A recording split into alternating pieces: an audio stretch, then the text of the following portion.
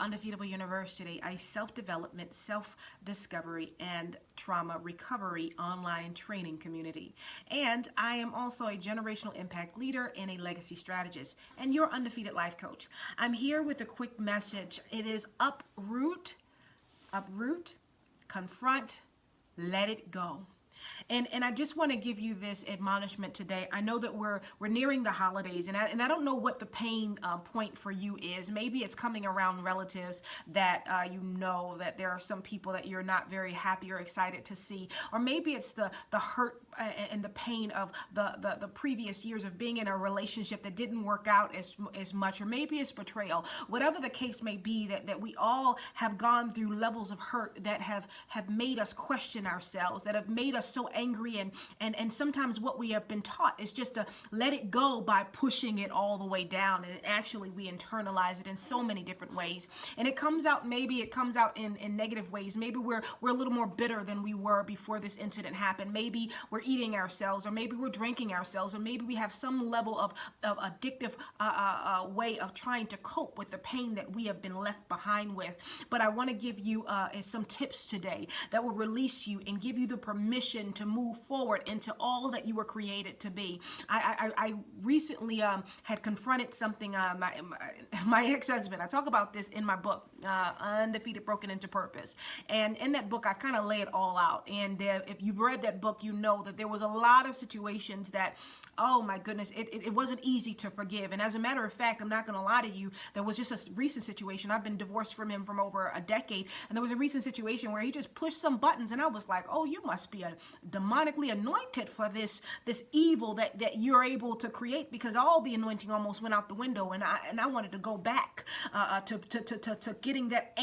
And I had to confront some things. I had to look in the mirror, and I had to confront myself and say, what was it that allowed this anger to arise in you? This person has no power over you. And in actuality, it wasn't about them, but it was about the fact that every single time I saw them and whatever they did, they provoked that, they touched that place, that accusation. And for me, it was the accusation, you so stupid. How did you put up with that? How did you tolerate that? And when I understood by getting to the root of it, when I uprooted the real source of it, it wasn't about how they made me feel, but it was how I allowed myself to feel in their presence. Because what happens with the pain is that when somebody makes us feel a certain way, a lot of times we leave with the accusation, still responding to the accusation of whatever that pain inflicted, whatever that pain triggered to you. So for me, that pain triggered, how foolish of you, Kalila. How did you let him treat you like that? How come you didn't leave when you should have? How come you let him do this to you and your children? How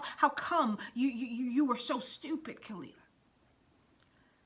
And so I had to learn that it wasn't that I was having difficulty forgiving him, but it was actuality that I was having difficulty forgiving me. And I don't know if you relate to that, but if you do, I want you to know the good part about that is that you have now the power to take it back and say, you know what, I can make a different decision. I can get to the root of what was it that they actually, what do I hear internally that allows that anger to arise, that I don't want to push it down. I don't want to keep masking it over with just the response of I'm good, I'm fine, and letting it come out in different ways or internalize and eat me up alive. But I'm going to confront this thing. I'm going to say, okay, so what was it that they did to you, Khalil? Well, he made me feel stupid.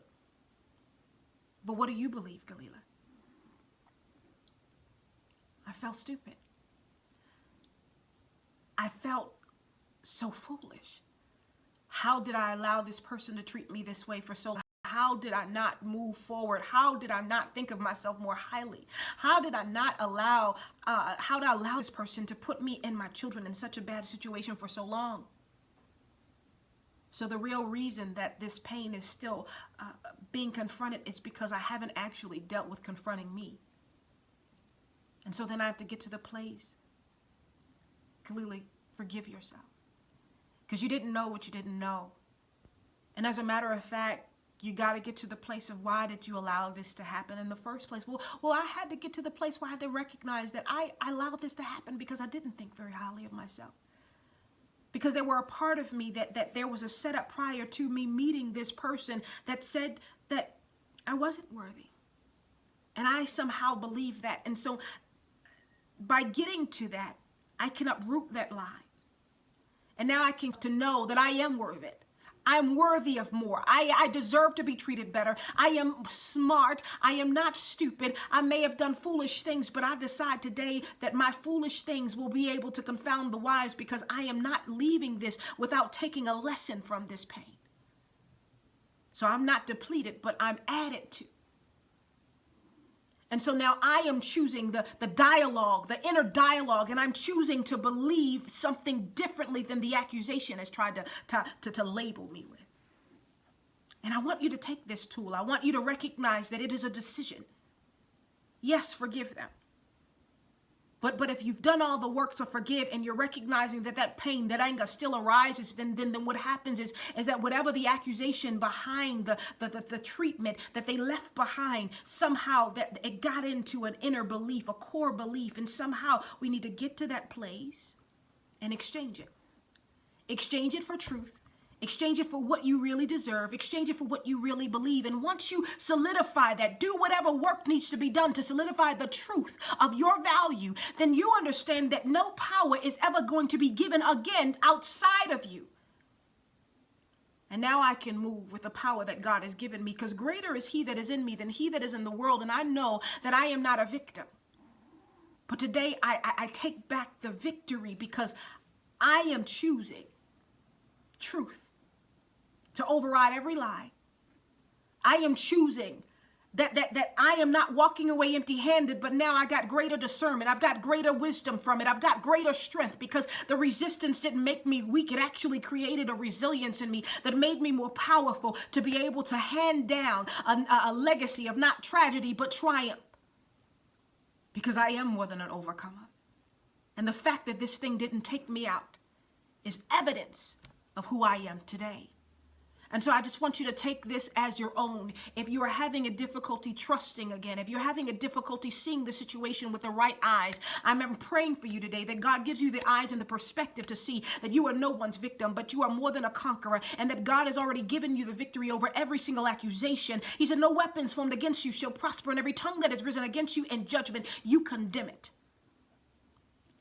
And so we are choosing today to align our ears, our eyes, our words, our minds, our thoughts, our hearts with the truth of the matter. That we are undefeated in Jesus' name. So God bless you, God bless you, God bless you. Let this be your armor today.